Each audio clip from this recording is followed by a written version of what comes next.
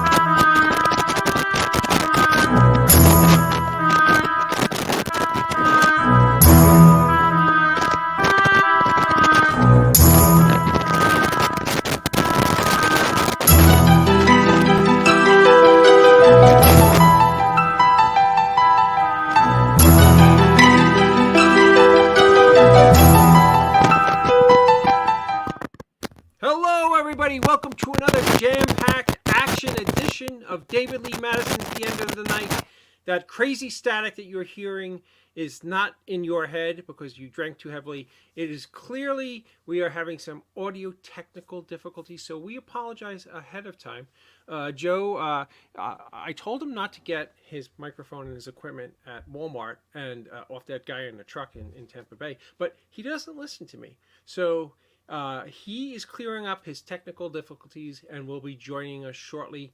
I'm super excited because tonight we have a wonderful, wonderful actor named Godderis on, who I'm super excited to have on. He's done some really, really wonderful cult horror films that I'm a big fan of, like Evil Spawn, Blood Diner, Cannibal Hookers, and also was the director of a really cool film called LA AIDS Jabber, which is just a really, really kind of a sick, crazy premise, but it was a really cool movie. I got to watch it over the last couple of days. It was his newest film, and it's just a really cool film. So that's what we have in store for you tonight here on the Indie Escape Network and David Lee Madison's The End of the Night. Hopefully, my dear friend, Mr. Joe Ridgely, my co-host, my producer, my partner, my comrade in arms will be able to join us shortly. He's dealing with some technical issues.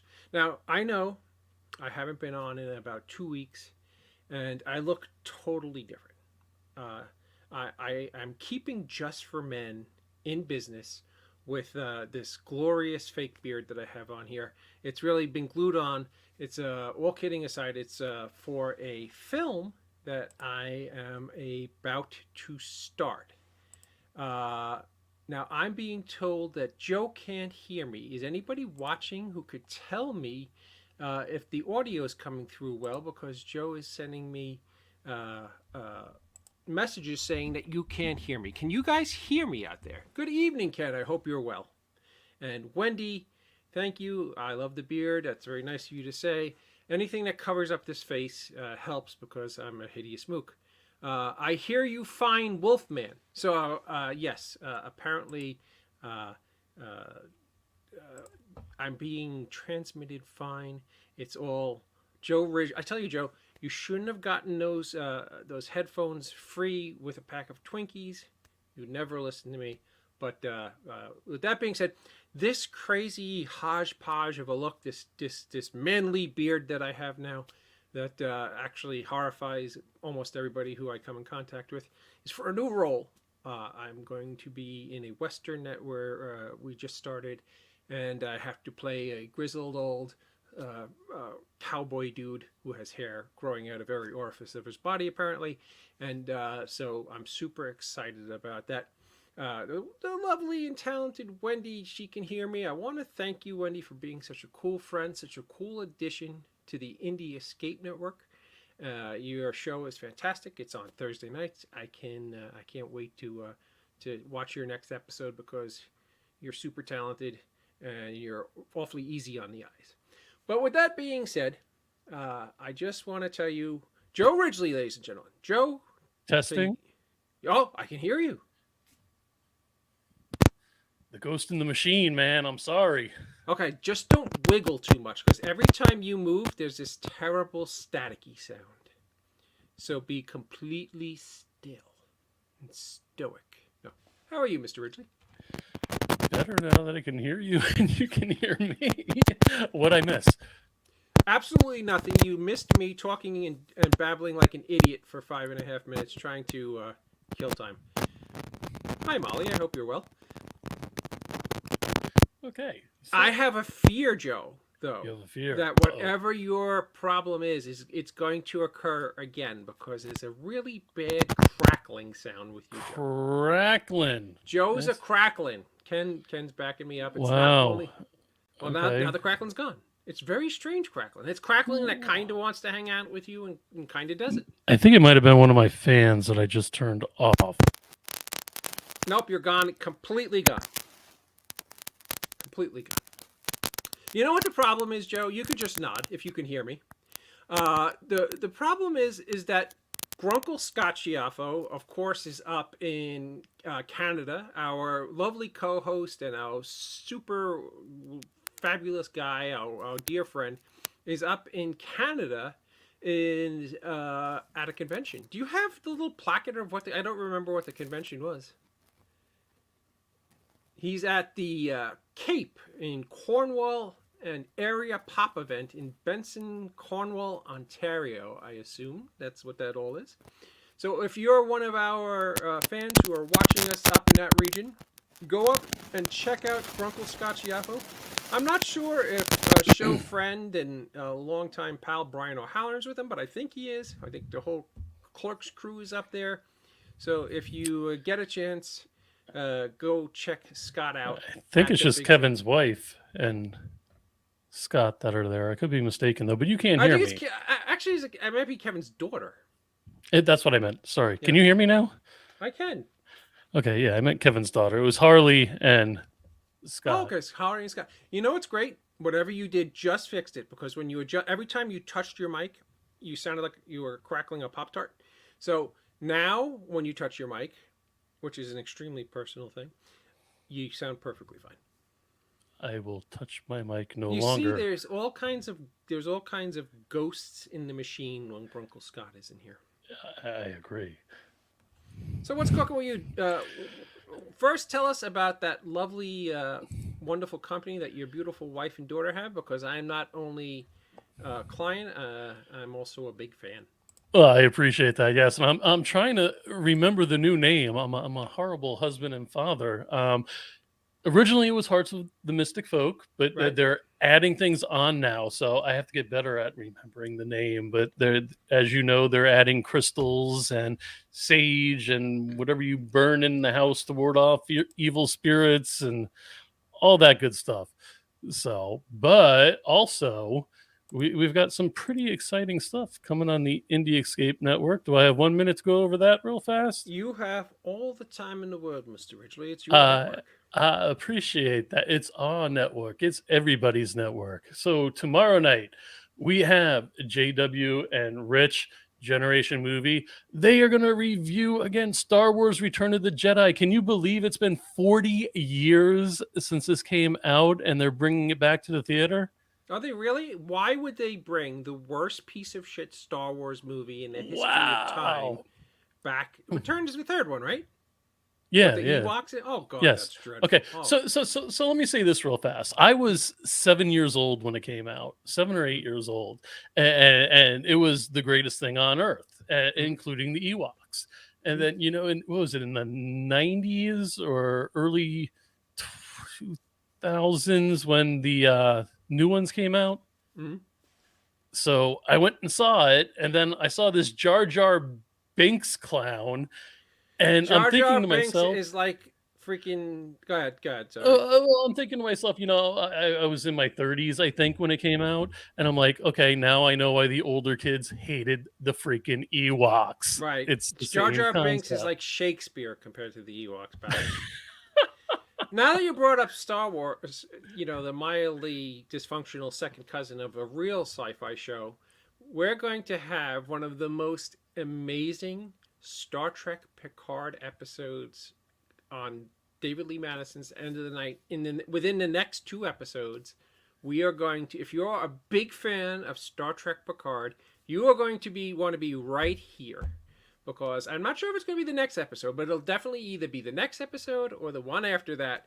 We are going to rock the internet with the Star Trek Picard episode of the year. So stay tuned if you are a Picard Season 3 fan, because we are going to have a show that's going to knock your socks off. Does it involve a writer slash producer, possibly? It involves a writer slash producer, somebody who actually had a big hand in creating the entire Season 3, which is fantastic. And not one, but two cast members of the amazing Picard Season 3. So just stand by.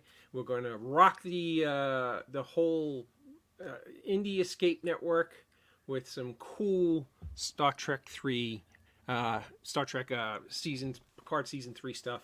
Just stay tuned, because I mean, everybody knows that one of the dearest friends of the show, I mean, she's a witch, and she comes on here and literally haunts me all the time. We all know that the lovely and talented Tiffany Shepis plays Dr. Ock on Picard Season 3. So does that mean that Big Head Dave may make an appearance? Big Head Dave is probably, the head's even bigger probably, because, she hates me. But with that being said, we have that going on, so stay tuned. All kinds of cool stuff when Grunkle Scott comes back. We got 3 more cards. 3 more cards. Okay, go ahead. All right, so we got Symbolistic Cynicism tomorrow night, or Tuesday night, I'm sorry, with producer Warren Coles, I'm assuming. How would you pronounce that, Dave? I like Coles. Sounds Coles? good. Okay. And then Wednesday night, we have the Indie Escape Network presents The Road to a PopCon. It is a pop culture convention that's going on up in Popka, which is just north of Orlando. See some familiar faces on there. And actually, I think Ryan has been in Terrifier 2, and he's been tight with the View Askew guys. And I think, what was the documentary that hasn't come out yet? Oh, the Clerks documentary? Yeah. I thought it did come out. Well, I don't know. And then last but not least, we have Wendy with the sticky microphone on Thursday night with special guest actor, director, and writer Marty Lindsay, who's been. I can't wait for that. I love all of our shows on the Indie Escape Network, and Wendy and JW and Gabe, they all just hit it out of the park. They're all really fantastic. I don't know why you even keep this schluck of a show on when you have really cool shows like those on the network. With that being said, we've kept our, I'm super excited because I think Drew is just he's an incredibly smart guy. Oh, some of the friggin' stories in the green room, I was in awe. Yeah, I know. He's an incredibly smart guy. He's really fun to talk to. He's incredibly informative. He has a film that he made a while ago that is back out on streaming, and people have to check it out. We'll get into it with him in just a minute. But without further ado, let me introduce to our wonderful people out there who is watching this mess of a show, ladies and gentlemen, Mr. Drew Godderis.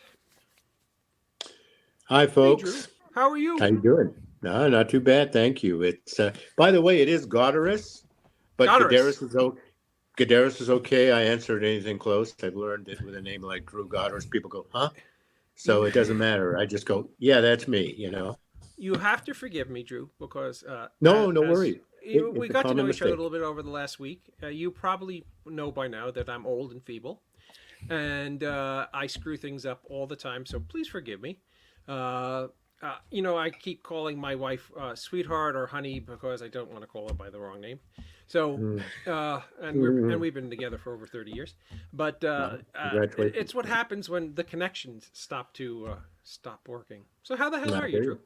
Not too bad. Thank you very much. And thanks, Joe and David, for the invite. I greatly appreciate that, and look forward to answering any of your questions and maybe filling you in a little about some of my history and maybe what currently is in the works as well. So.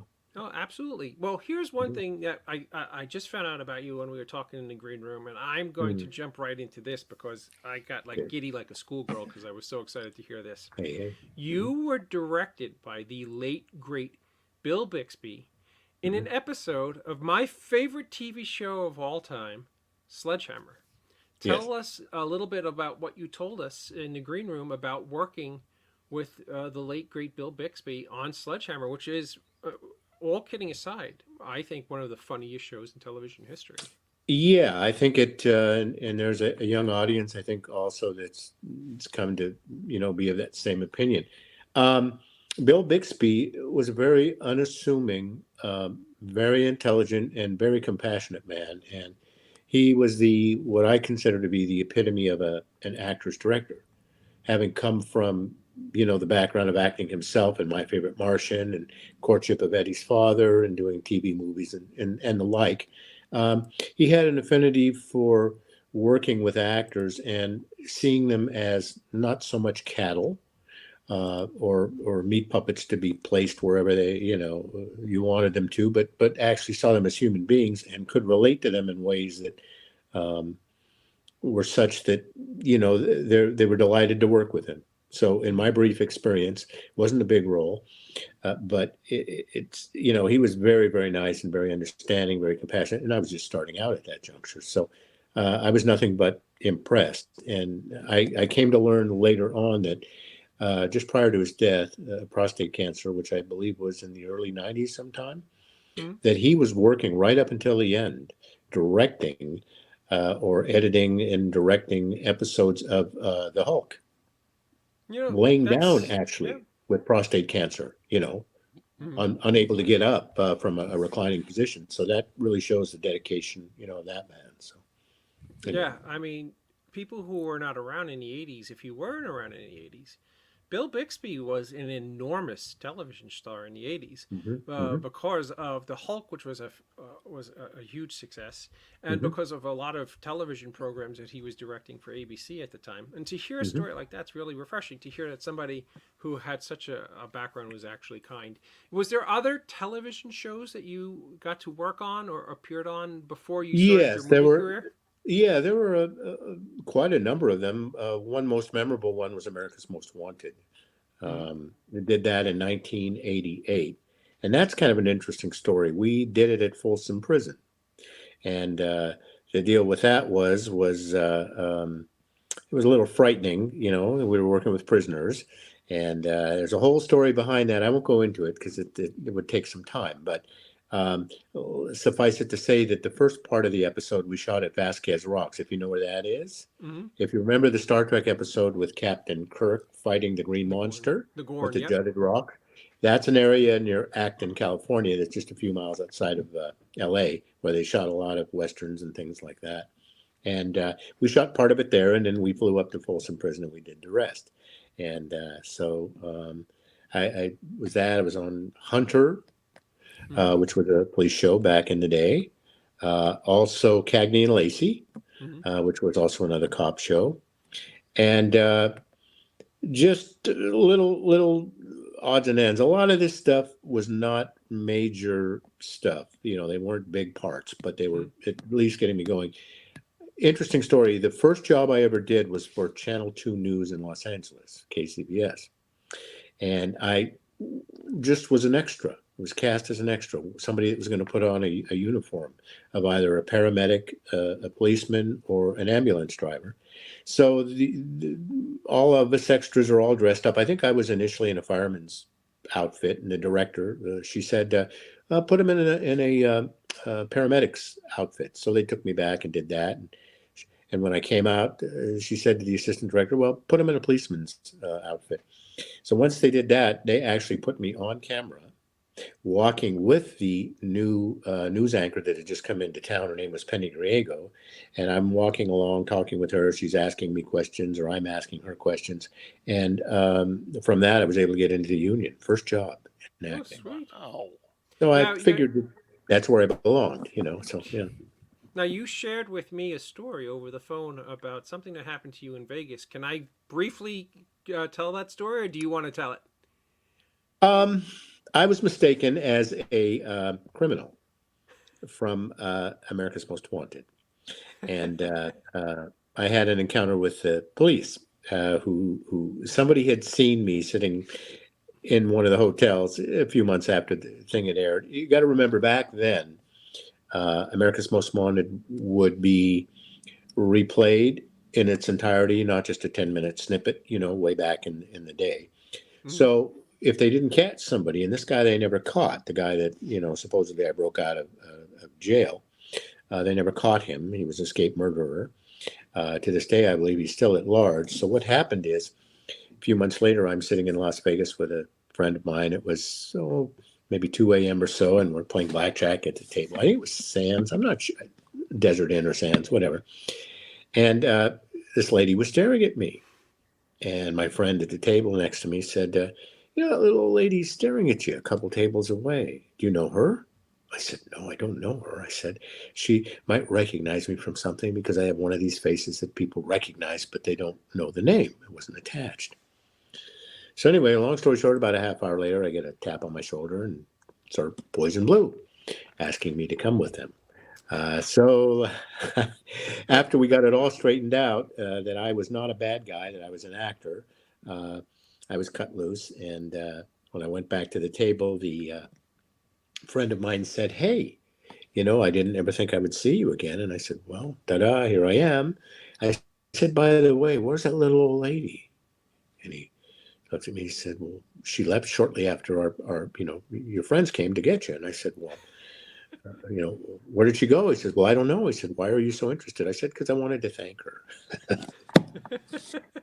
Anyway, so it's an interesting story, but that was, things like that occasionally happen.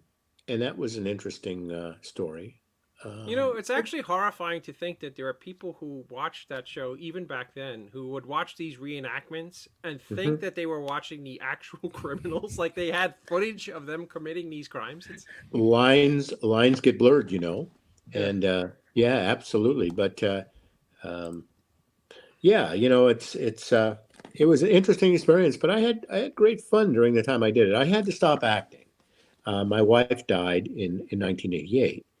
And I was doing a lot of acting at that point, doing quite a bit of traveling. And when she passed, we were actually divorced at the time, but on great terms. And we had a situation where I would go and pick up my son whenever I wanted. I didn't even really have to call. That's the kind of relationship we had. And when she passed, obviously it was my responsibility to raise this little boy. So I had to get out of the acting game. So what I did is I took a lot of odd jobs. You name it, I did it, from pumping gas to whatever, and just got completely out of the acting game because it's more important to raise my son. That was my job at that point. And then I said to myself, how can I keep myself still in that industry in some small way? How can I possibly set up something so that maybe at some juncture I could jump back in fully? Well, I came up with the idea of making a movie, producing a movie. I'd been on enough movie sets and I loved to write, and I thought I had a little bit of writing talent that I could maybe write a movie. And being in LA, it was a situation that you could get actors to work for next to nothing. There was a periodical called Dramalog, and non-union actors would be, there would be lots of advertising for them, and then they would, come and audition. So I casted a bunch of people, picked out locations, and we made a guerrilla movie over a period of months, on weekends mostly, and things like that. So that's where the genesis of LA Age Jabber came from. I literally wrote that script. I'm sorry. Go ahead. Just while you, No, go ahead. I watched it just recently, and I tell you, it's a really fantastic film for considering it's a small indie. Yeah. And that doesn't mean anything negative at all. It's just No. it's a fun watch, and the way that you put it together makes it even funner. Right. Your surprise ending is really a kick in the nuts for anybody who watches the movie, because you don't see that coming, and you're just like, ah. And it's very, very clever. It's very well acted, and it was a lot of fun. So thank you. Well, the interesting story, if you want another story, I'm full of them. Some people say I'm full of a lot of other things, but stories I definitely am full of. So, but I started shooting 16 millimeter film.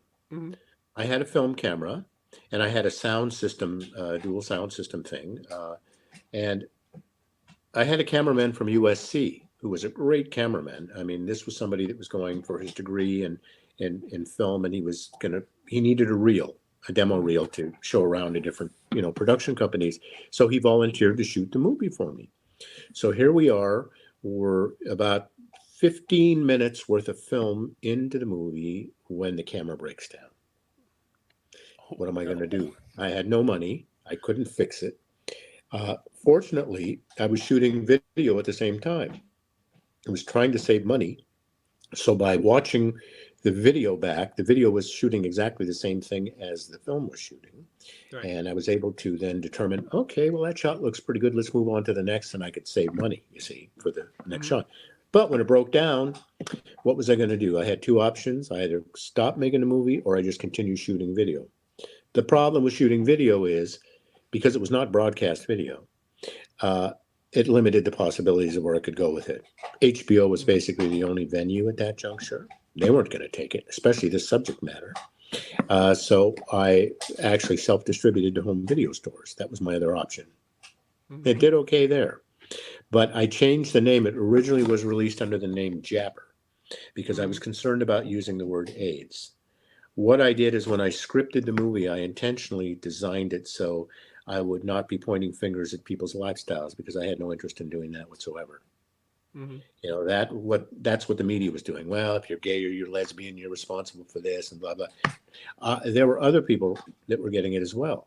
People that were getting blood transfusions, straight people, I mean, all kinds of people. So I decided to craft the idea of a young guy who picks up AIDS through a blood transfusion, realizes he has it, and back then you got to realize it was a death sentence. Once you had it, had no cure for it, nothing to keep it in even stabilized. So he starts to lose it emotionally and says, look, if I'm on my way out, I'm going to take a few people with me.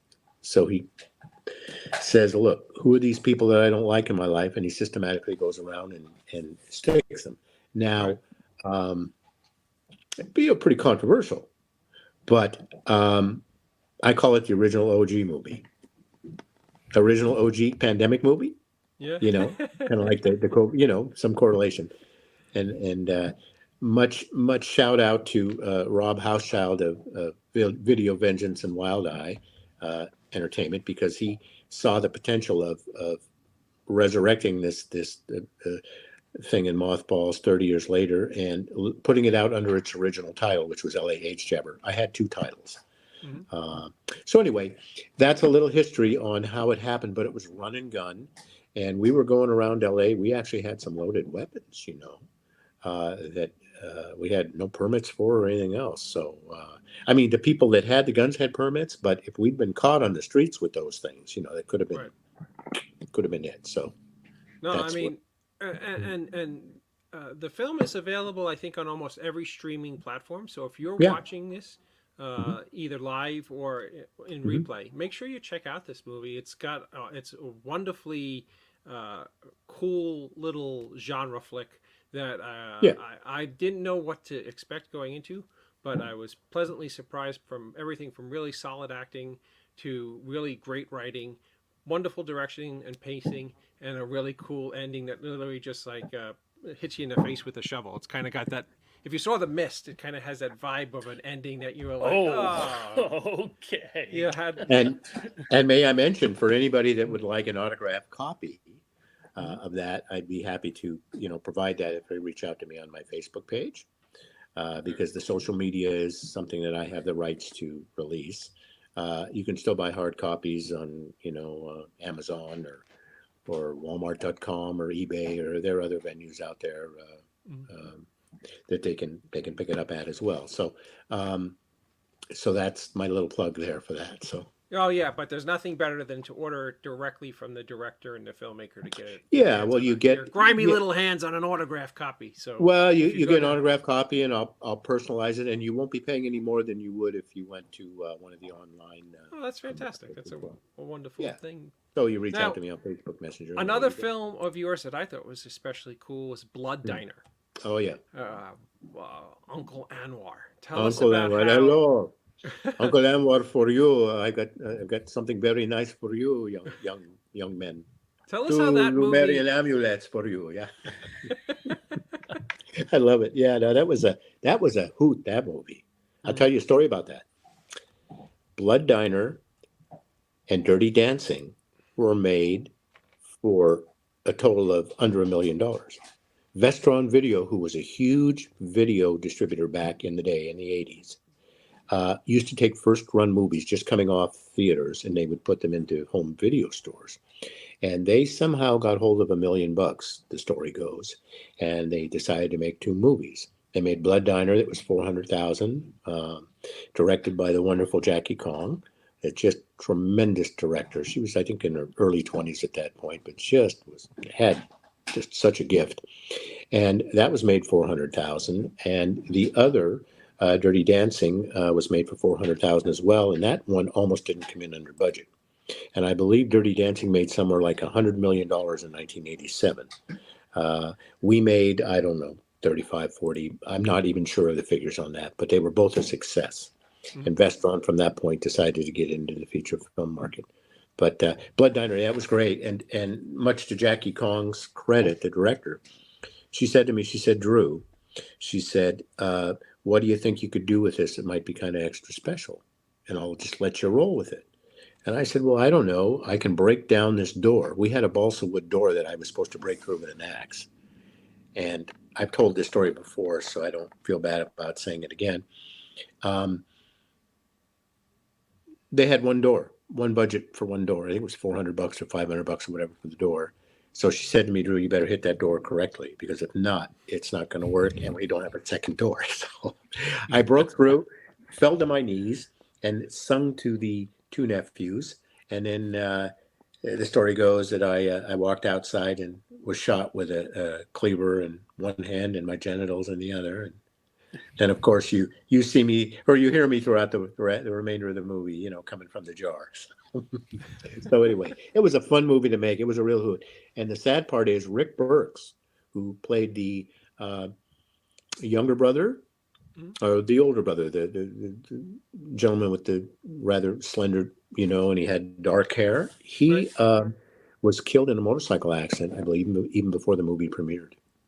Wow. Shortly after finishing it. Yeah. And the other guy, Carl Crew, went on to do the Jeffrey Dahmer movie, where he starred as Jeffrey Dahmer. So there were some people that came out of there that, with some real note.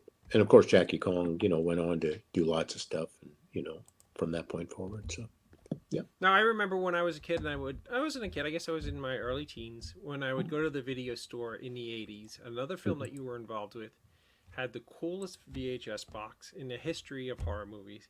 I think it was called Evil Spawn. Tell us a little bit about Evil Spawn and how you got involved with that. Great movie. Fred Olin Ray, another guy that's kind of a hero of mine. Nice man. Producer, director extraordinaire. This movie was shot up in a house in West Hollywood, up in the hills, and Bobby Brzee was the lead in that movie. And she was married to a guy called Frank Brzee, who used to be a very kind of well-known radio guy back in the day. And the movie, I believe, was co-produced by Fred Olin Ray and Frank Brzee. And there were some scenes. The scenes that I was in were shot up in that house. I believe the majority of them were. It was great. I believe the budget was only something like $10,000. It was shot on 16 millimeter. And what's interesting, let me tell you just a little side story here. The guy that distributed this movie overseas, Evil Spawn, his name was David Bond. David Bond was responsible for producing a movie called Graduation Day and Beyond Evil. Have you heard of either of those?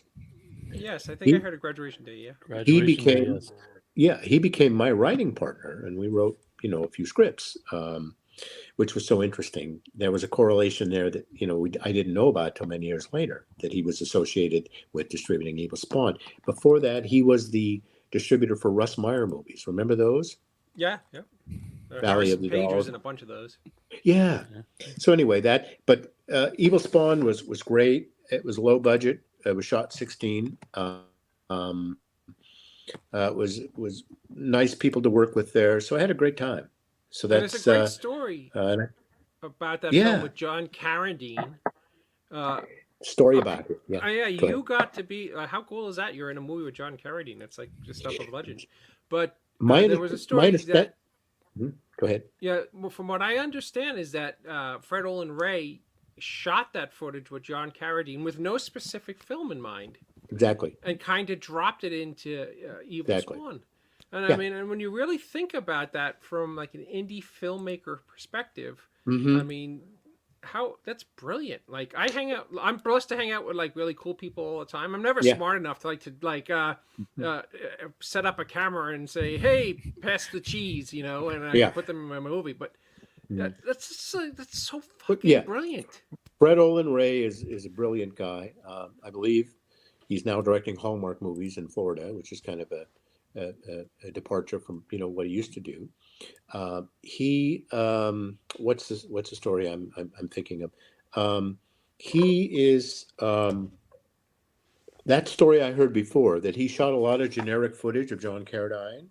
Mhm. That John Carradine was kind of near the end, I believe, of his life at that point, and Mhm. my understanding is he had some difficulties with the alcohol addiction, Mhm. and was in need of money. And the story that I heard, and whether it's true or not, I don't know. So I can't confirm it, but I was understanding that John Carradine spent a lot of time in a bar on Wilshire Boulevard across from the Ambassador Hotel, and that generally every afternoon either David, the younger son, or I'm sorry, David the older, or Keith, the younger son, would come and pick him up and take him home.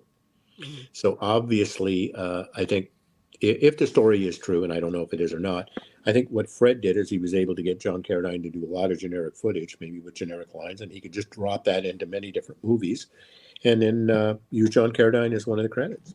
That's fantastic. It's kind of like what Ed Wood did with Lugosi. Exactly. End of his life. And Yeah. it was that's really, really cool. Yeah, Tell it's us about out of the box thinking. I call that.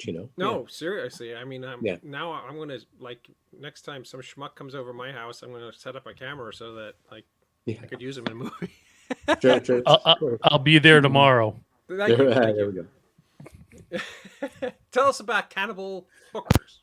Oh yeah, another great guy I like, friend of mine, Don Farmer. I think he's 35 movies, maybe more. I mean, he's the godfather of really these movies that are shot on video. I mean, he's just tremendous talent. And I met him in Los Angeles, and I believe, if I'm not mistaken, that was the second thing I did, was the Cannibal Hookers thing. And he's also very creative and works well with talent. And I remember having this girl laying over me, over my chest, that was scantily clad, and bite the tip of my finger off. Rough job. blood was squirting everywhere. And it's like, yeah, no, it was fun.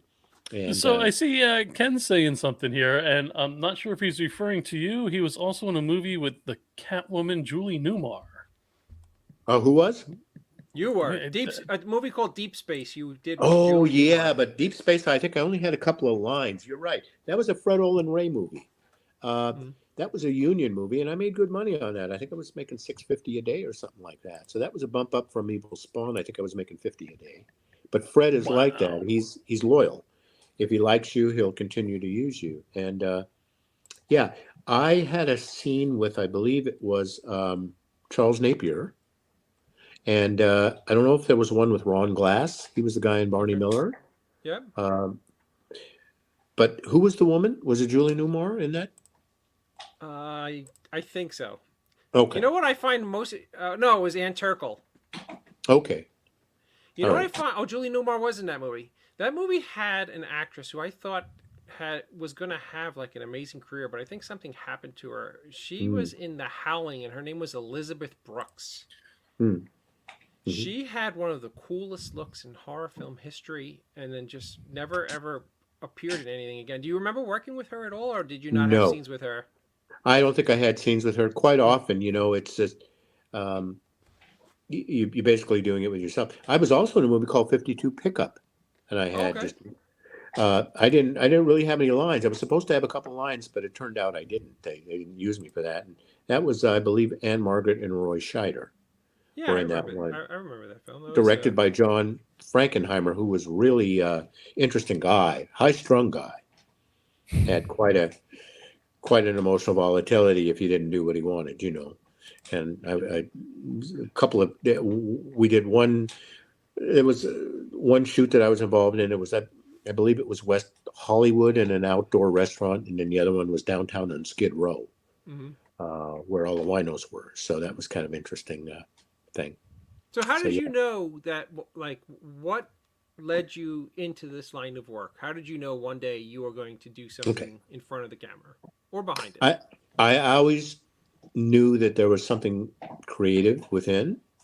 I wasn't sure what it was. I mean, I never really quite fit into the workaday world. I was able to play the game, but I knew that I started out doing a lot of singing. I liked singing blues and jazz and things like that. And I did a lot of open mic nights around LA before I got into the acting, and also some simultaneously. I had sheet music. I was working with a piano player, and a lot of those venues back then, they would have a piano player, and you'd hand him your sheet music, and he could just right away get right into it, and then you'd go up and you'd sing. I sang at a couple of places on Sunset Boulevard. One was called the Mondrian Hotel, and just a number of places. So I wanted to be a singer. But the problem with me was that I wasn't able to show the emotion that needed to be attached to being a singer. You have to be fluid with and I was always very reserved in that sense, and I was scared to open up and show that part. So the voice was there, but the emotion wasn't there to go with it. So people couldn't connect on that level. So that's why I think the acting thing, I could mask more of that emotional stuff, and then people could still pick it up under the surface. Because when you're working with a film camera, it picks up subtle nuances, and it's all in the mask of the face. It's, as you know, David, it's not, you're not big and boisterous like you'd be on a stage type of deal. So yeah, no, that's what I wanted to do. So, but the acting took off. As I said, the first job that I did, I got into the union. Yeah, no, that's fantastic. Screen Actors Guild. Yeah. I mean, and the production company paid for it. So that kind of told me. And I started that job as an extra. I was supposed to make $60 that day, and I ended up making, $600 and some odd dollars, plus getting into the union for free. So yeah. There are literally tons of independent filmmakers who watch this show, and some are extraordinarily successful, and some of them are newbies. What would a piece of advice you would give to somebody who's about to start? It could be very simple. It doesn't have to be anything dramatic, or it could be, dramatic. But what would you tell a young filmmaker who's about to start making their first indie picture? And I have a follow-up question after that, if I may. Okay. Yes. The best time to make a movie is now versus when I did my thing 30 years ago. You were fighting an uphill battle because there would be nobody to really distribute, an unknown. Now you can take an iPhone and you could shoot a movie. You can release it on streaming platforms. You could release it, find a distributor. You could even release it yourself. I mean, the potential is outrageous today for young filmmakers, and you can get locations, you can get actors for little or no money. A lot of the same things exist now that they did 30 years ago. And for those people that are in outlying rural areas and not in the hub of things like New York or LA, it's even a greater possibility because you have all these people that might own businesses that would be more than delighted to let you use their business, no charge. You can give them a little small part in a film or whatever. So I would say just go for it. And you will find that the way that the synchronicity works in the world, that when you put your foot into the arena, and if you're serious about doing it, you'll find that those opportunities will come to you. They'll present themselves. That doesn't mean you won't have obstacles. It doesn't mean that you'll maybe throw up your hands because something might not work out right. But there's generally there's a reason behind that. Sometimes it'll lead you down a different road that makes it even better. You see what I'm saying? Like, I'll just give you a quick example about me. If that film camera hadn't broken down, it would not have been shot on video, LAH It wouldn't be raw the way that it is, and probably would not have the audience that it does now, because a lot of younger people like that kind of stuff, I understand. You know what I'm saying? Kind of absolutely. Rough around the edges. So, that worked out in my benefit, So all I can say is, hey, hallelujah, it's paying for my depends, That all depends on what depends you're talking That about. all depends on what depends is, right? Yeah, right. Go ahead, Joe. All right. So David knows that one of my favorite episodes of all times was when we had William Sadler on. We've had him on a few times, and he was kind enough to share an embarrassing story that actually happened live at the theater. And so, do you have any embarrassing stories that would help build the confidence of some noobs out there? Insofar as shooting a movie, As is shooting, Or yes. on stage or anything. trying to think of one that would be relevant. Yes, there was a time, and I don't recall what movie it was, but I went completely blank, and I was forced to improvise. And they didn't even catch it. And I forget what it was, but it's something that I guess it worked okay that they just left it in. But it was clearly not what was supposed to be said. Oh, But that's got to be a scary situation. Very scary because it was tight budget stuff. So yeah, and I don't remember specifically what it was, but there have been a couple of instances like that. I'll tell you another thing. In the movie L.A. Age Jabber, we see one detective mysteriously disappear and another one appear. And if you've watched it, you know what I mean. And I had to come up with an idea quickly. And the problem was we had one actor that, for personal reasons, was unable to continue in the role of one of the police detectives with our female detective, his counterpart there. So I had to figure out quickly, how can I seamlessly or as seamless as possible try to make this work where we bring in somebody new. So thinking on my feet like I've been used to, I came up with the idea, well, maybe she gets a knock on her door in the middle of the night, and these police captain and a couple of or a couple detectives with him come in and sit down and inform her that her partner has been killed in an accident, and that the new guy sitting here now in a group of them will be her new partner. And it was kind of like a weird thing. People comment, wow, how did that happen? Well, what was I supposed to do?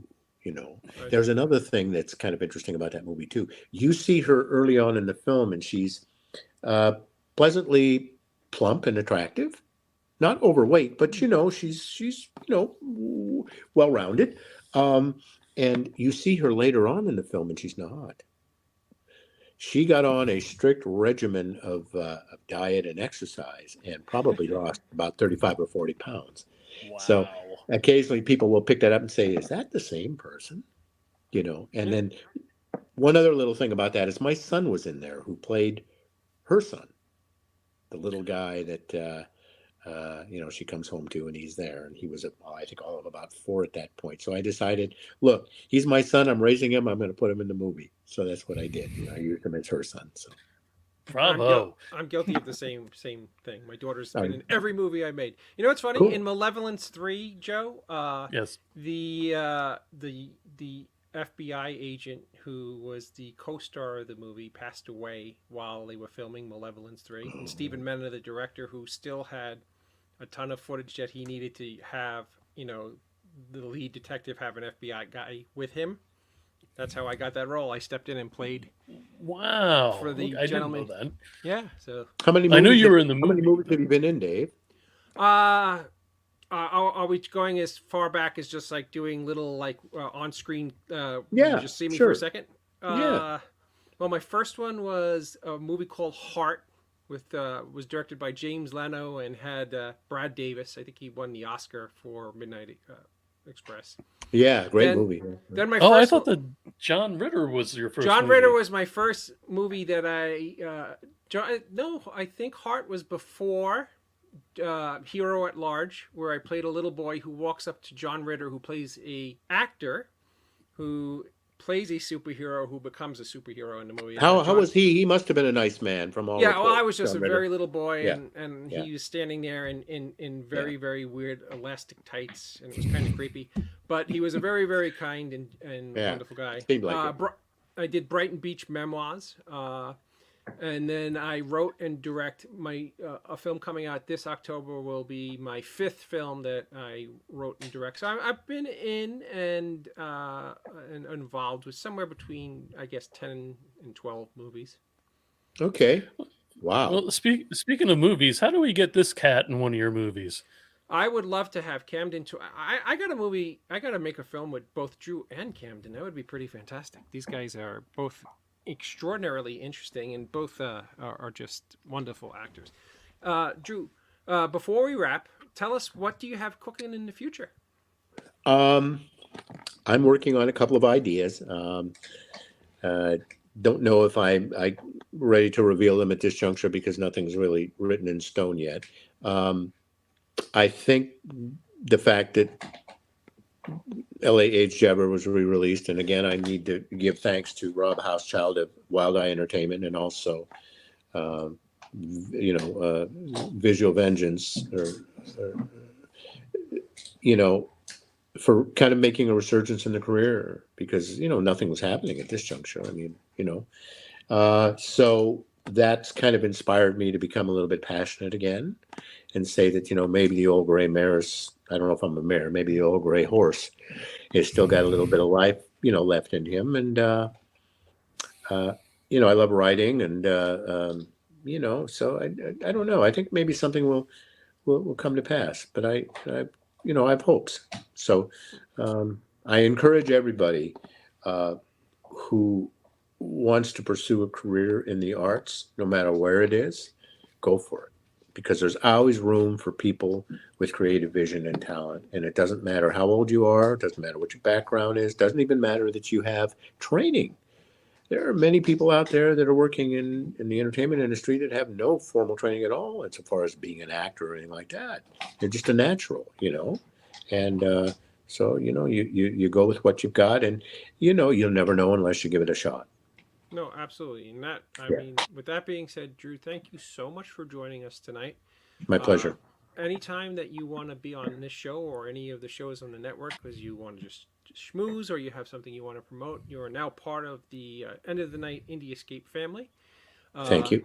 Everybody check out Drew Godderis. Did I say it right this time? You did, sir. Drew Thank you. Godderis on his Facebook page. Do you have Twitter? I have Twitter. I also have Facebook. If somebody is interested in a personalized copy, reach out to me on Facebook Messenger, and give you the details at that point. But there's a Twitter page as well, and yeah. I fully endorse LA Age Jabber. It's such a cool flick. It's got such a cool vibe to it. It's there's a whole subculture of people who like movies that kind of fit, like if they would still be in a VHS box, this is exactly the movie for you. I don't know exactly what they call. And one other thing I wanted to tell you, that the bonus material on the back end is as long or longer than the movie itself. I made a special trip back to LA to interview some of the actors that are still alive. And also there's an interview with Jackie Kong, a Blood Diner, on there as well. And I did then and now locations. So what you do is they do a comparison. You see what the locations look like in the movie that we shot at. I went back and looked at them, and most of them are unrecognizable at this point. Graffitied over. Sadly, that's the way. Like I went to Hollywood last summer, and I was looking for Fright Night locations, and like it's like nothing left. With that being said, Drew, thank you so much for joining us. Thanks, gentlemen. Thanks, Joe. Drew Thanks, on Dave. his viral media. Check out his films. He's an extraordinary actor. He's an extraordinarily kind man who takes his time to discuss the process and all these cool things with us. Good night, Drew. Thank you. Good night, guys. Pleasure. Good night. Thank you again. Oh, he was a cool dude. Oh, very cool dude. I mean, just amazing over the years, just the experiences that this gentleman has had. Yeah, exactly, Ken. I love the storytelling guests. Yes, that's exactly it. He was fantastic. And thank you, Camden Toy, wonderful actor, and for watching the show tonight. Just a great guy. So, Joe, I'm not sure if we're going to be on next week. I think we are. We're gonna Okay. have our big Star Trek episode within the next 2 episodes. That I could promise. And is Grunkle Scott at a show next weekend? I do not believe so. No, so maybe we'll be back with Grunkle Scott. The great thing is that soon my daughter will be returning home from college, and I won't have to be making 5 o'clock to Massachusetts trips anymore. So I won't be like the walking. How far is that trip? It's 3 hours and 45 minutes one way. So that's without traffic. So it could be that on any given Monday I'm behind the wheel for 10 hours in total because I don't stay in Massachusetts. So when is it cheaper to get like a David Lee Madison helicopter or jet or? I don't think that's happening anytime soon. It's going to be the David Lee Madison drive-up windows at Wendy's when I ask you if you want a Frosty soon, because like. Is that the one that Ben Affleck's yes, doing Matt now? Damon and Ben Affleck. He's at the Dunkin' Donuts and I'm at the Wendy's. It's funny. They always mistake me for Ben Affleck wherever I go. They always go to me, Dave, you're a handsome version of Ben Affleck. I'm like, very thank you. It's kind of Joe, this is something that's really starting to creep me out, and I'm going to share this because people actually find information out on this show. There is no exaggeration in the last couple of years, dozens, and I mean dozens, like over 70, okay, women who come out to me, and apparently there are guys who are on Facebook who use my photograph to seduce women to have them send them money. Now, trust me, if I'm going to seduce you, it's not going to be on Facebook. And second off, if I'm going to seduce you, it's probably going to be, I'm going to be beaten by my wife, who I've been married to for 30 years. So there's no chance. Please, anybody who's watching this, if my photograph is being used to seduce you, my name isn't like Inigo Montoya or. Oh no! Wait a minute! Time out! So you're telling me the I got from you in the Mankini and wish you were here sign? No, that was me, because I wasn't asking you for money. No, all kidding aside, it's horrific, and it's happening. It's happening disgusting. Like a lot. And so please, I've had to post it on all my social medias. Don't fall for anything. I'm not asking anybody for money. I'm not asking to go out with anybody. I'm old. I could barely stand, so it's not me. With that being said, I want to thank Drew again for joining us tonight. It was a fantastic show. I hope Scott's having a wonderful time in Canada. He's been posting some pictures. It looks like he has a really beautiful hotel. Oh, wait, it's Sunday already, so I guess he's done. So he's probably on his way home. Yeah, so I hope he had a great week. I saw he posted. So wait a minute, you hadn't had a phone call yet? I have not.